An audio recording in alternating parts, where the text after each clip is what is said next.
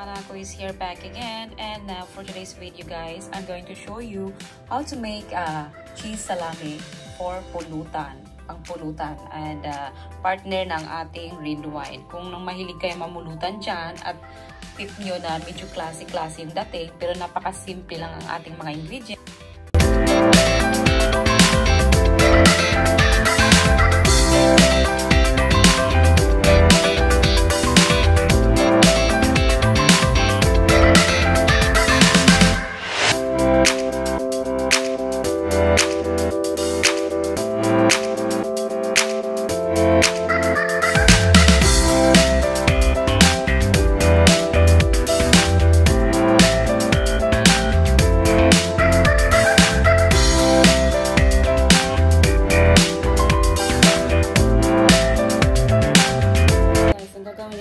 Slice natin siya ng paganyan na size. Mga 1 inch lang. Tapos pahaba. Ayan, kita nyo. Ganyan lang yung size niya na hiwain natin. Ganon din ang gagawin natin sa cucumber. Same size. Ayan, slice nyo lang na ganyan.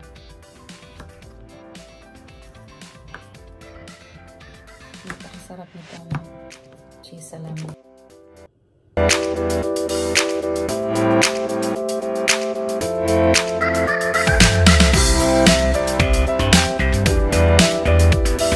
Next naman yung ating cucumber. Ganon din ang size ng cucumber guys. Ganon din. Ganon din ang slices niya. Ito naman mga 2 inch na yung size na gagawin nyo.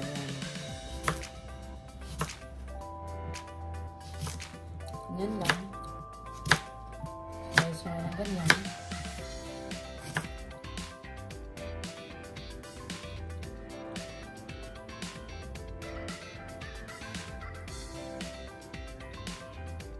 Is yung cheese. Huwain natin yung cheese. Tingnan nyo yung cheese sa Japan. Ano siya? Ganyan na siya, oh. Mayroon na siyang hiwa. So, ang gagawin natin, i-half natin siya ganito. Na para siyang triangle size. Ganyan. Look at that. Ganyan lang ang style.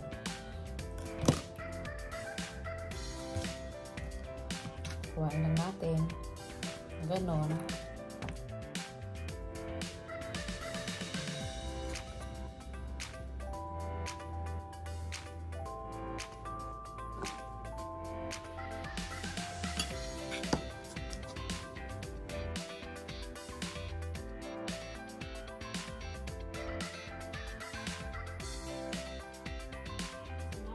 Ang gagawin natin, i-plate natin siya. Ang gagawin natin is, kuha lang tayo na, ipatong-patong lang siya.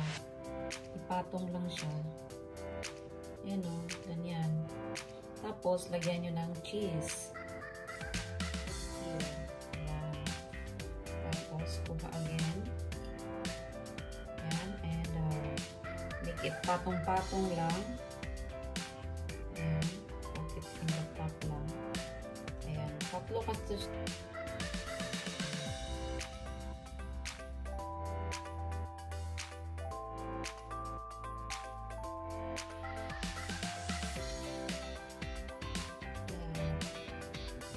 make it patong-patong lang.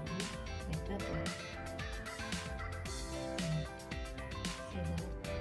3 layer. Patong-patong lang yun. First the cucumber, and then you put the cheese, the bilbao and the center, and then the cheese, just like that. Look at that.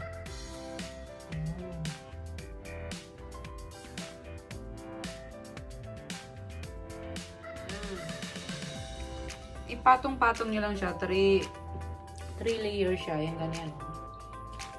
First is cucumber. Depende kung anong style ang gusto niyo. Kung cucumber yung pataas pa una, nasa inyo na yun.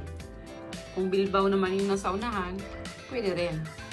At lalo siyang parang gumanda, lagyan natin siya ng olives. Kasi masarap din ang olives sa red wine. Lagyan natin. Diba? Napakasarap nito guys. cheesesalami. Tapos, kainin nyo siya. Tusukin nyo na siya ng ganyan. Tusukin natin ng toothpick. This is good for the wine.